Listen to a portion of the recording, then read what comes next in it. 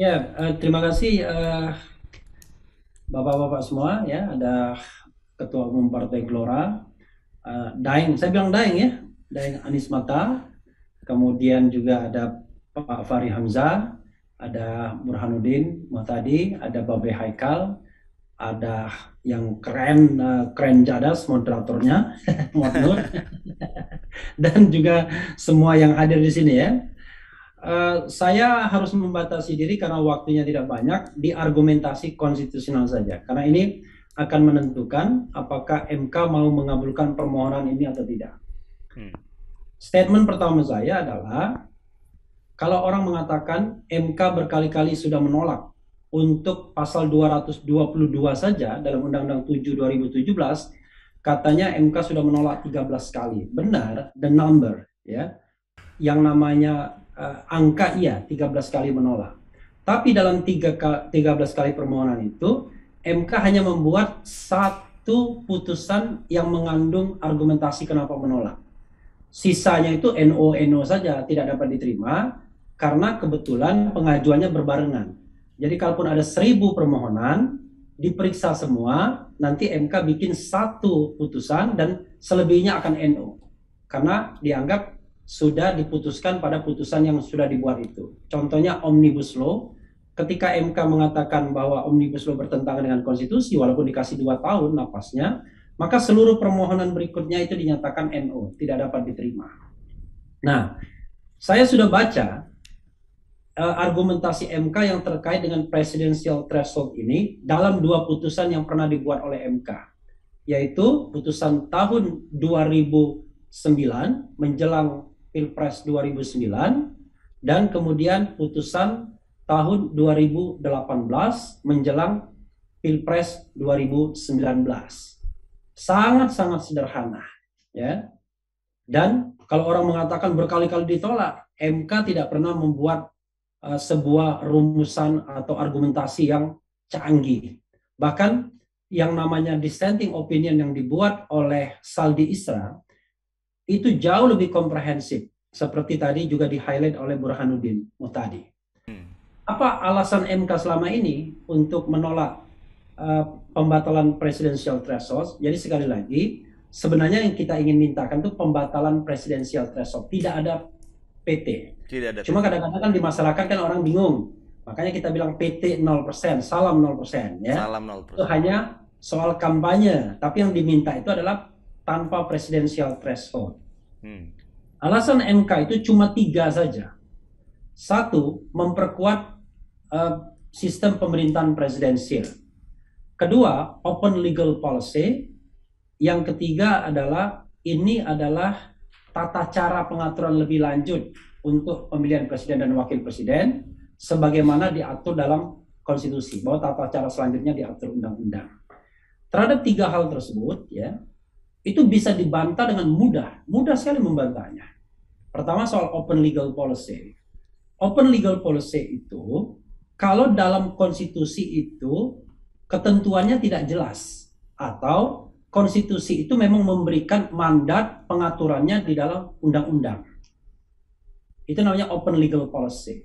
Tapi dalam konteks presidensial threshold ini, ya, dalam konteks pengajuan tepatnya, pengajuan calon presiden dan wakil presiden, konstitusi kita sudah jelas bahwa pasangan calon presiden dan wakil presiden diajukan oleh partai politik atau gabungan partai politik peserta pemilihan umum sebelum pemilihan umum. Makanya kemudian MK akhirnya berubah pandangan bahwa pemilu itu harus serentak gara-gara ada kata-kata sebelum pemilihan umum. Yang dimaksud dengan sebelum pemilihan umum itu adalah sebelum pemilihan umum yang menurut pasal 22 memilih presiden wakil presiden, DPR DPD, dan DPRD. Jadi itulah yang namanya pemilihan umum by definition menurut konstitusi kita. Sehingga Pileg dan Pilpres harus serentak by constitution menurut penafsiran MK. Walaupun sebelumnya MK mengatakan Pilpres dan Pileg yang berbeda itu konstitusional pula.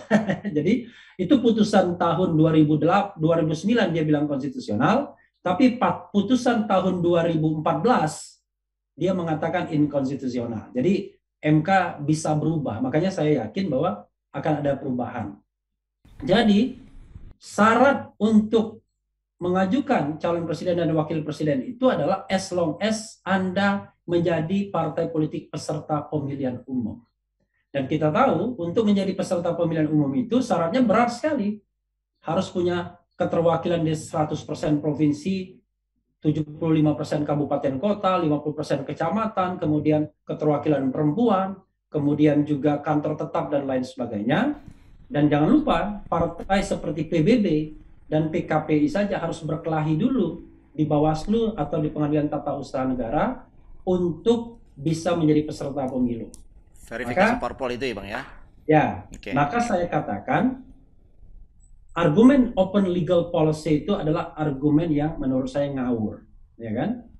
Itu argumen yang tidak benar karena hal-hal yang terkait dengan nominasi pencalonan presiden dan wakil presiden harusnya sudah close di konstitusi sehingga tidak bisa ditafsirkan lain dalam peraturan perundangan di bawahnya. Peraturan perundangan di bawahnya hanya bisa mengatur tata caranya.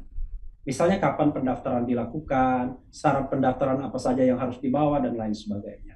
Tapi hal yang penting seperti pembatasan threshold ini tidak seharusnya diatur di undang-undang ketika konstitusi tidak mengatakan pembatasan itu. Itu argumen pokok yang harus dipahami orang-orang yang belajar konstitusi. Paling gampang itu yang namanya textual interpretation. Nah, yang kedua adalah memperkuat sistem pemerintahan presidensial. Apa sih memperkuat sistem pemerintahan presidensial itu? Banyak hal yang bisa kita kemukakan. Dan kalau kita bicara tentang konstitusi, maka langkah-langkah yang dilakukan oleh pengubah konstitusi kita untuk memperkuat sistem pemerintahan presidensial antara lain, yaitu satu, pemilihan presiden dilakukan secara langsung. Kalau dulu pemilihan presiden oleh MPR. Dan yang kedua yang paling menohok adalah pemberhentian presiden tidak boleh atas hal-hal yang sifatnya subjektif politis. Maka dikenalkanlah lembaga pemakzulan yang melibatkan 3 institusi sekaligus, yaitu DPR, MK, kemudian juga MPR.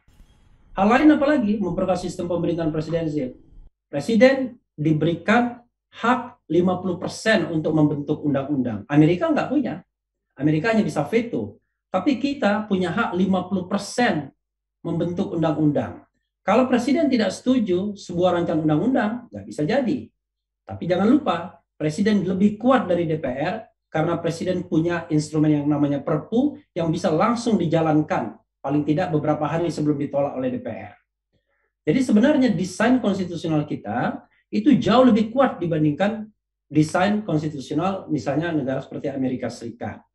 Tetapi apapun teori dan fakta yang dikemukakan, itu tidak boleh mengalahkan sesuatu yang sudah expressis verbis, tekstual. Jadi yang paling lucu dari argumentasi MK ini, MK kemana-mana tentang penguatan sistem pemerintahan presidensial, tapi dia lupa membahas ketentuan konstitusional yang sudah expressis verbis. Dalam penafsiran konstitusi, dalam disiplin penafsiran konstitusi, kita nggak boleh kemana-mana dulu kalau ada teks aslinya. Kalau ada teksnya, kita ke teks dulu.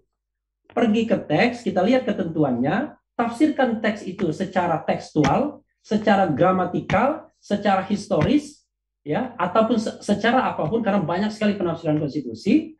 Baru kemudian untuk menunjang itu, penafsiran itu, kita bisa lari ke kemana-mana dulu.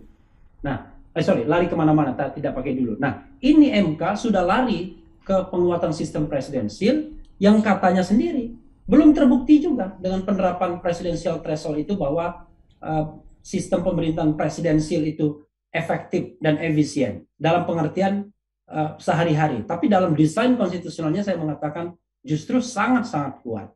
Sehingga menurut saya unjustified untuk mengaitkan penguatan sistem pemerintahan presidensial dengan adanya presidensial threshold. Lalu orang mengatakan bagaimanapun presiden kan perlu didukung oleh sekelompok parlemen. Tadi Burhanuddin mengatakan Betul. ini ada dual legitimacy. Tapi kalaupun kita paksakan, nggak ada kaitannya. Presiden yang terpilih itu bisa mengajak partai-partai yang tidak mendukung dirinya. Atau kita menggunakan two round system, yaitu sistem pemilihan presiden 2 putaran. Bisa jadi pada putaran pertama yang tidak ada thresholdnya, ada calon katakanlah 15 sesuai dengan jumlah partai politik. Tapi nanti ada run-off election, ada 2 calon yang kemudian harus bertanding lagi kalau tidak ada mendapatkan 50% plus 1 per persebaran di lebih dari separuh jumlah provinsi. Maka akan terjadi rekomposisi dukungan terhadap calon presiden tersebut. Ketika calon presiden menang, dia pun masih bisa juga mengajak partai-partai yang tidak mendukungnya untuk masuk dalam koalisi pemerintahan. Maka saya katakan argumen untuk memperkuat sistem pemerintahan presidensial dikaitkan dengan dukungan parlemen terhadap presiden nggak nyambung dengan presidensial threshold ini. Argumen ketiga yang dibuat MK adalah bahwa dia mengatakan ini soal tata cara yang dimandatkan Undang-Undang Dasar. Loh, soal presidensial threshold kok soal tata cara? Ini soal yang substantif dengan implikasi yang luas, yaitu implikasi yang kita sudah rasakan sekarang. Yang bisa dibahasakan hari ini adalah adanya gejala Ferdinandisme dan Baharisme. Kan kira-kira begitu kan kalau hari ini. Dampak dari presidensial threshold itu. Kan? Ada Ferdinandisme udah mention dan merek Baharisme. ini ya. Ya kan? Nah, karena itu menurut saya Baik. nanti ya saya akan minta bantuan kepada Burhanuddin Muhtadi untuk jadi ahli ya. Jadi ini adalah fardu kifayah. Jadi kita harus fardu kifayah ya. Harus bersama-sama untuk memperjuangkan ini di MK. Fardu kifayah itu cukup satu orang Bang yang maju, Bang. Cukup satu orang. Apa fardu ain? Fardu ain. Fardu ain ya. Ya, untuk Bang Burhan fardu ain. Untuk Bang Burhan fardu ain. Jadi fardu ain. Nah, karena kenapa saya mendukung presidensial threshold atau tanpa presidensial threshold bukan presidensial 0%?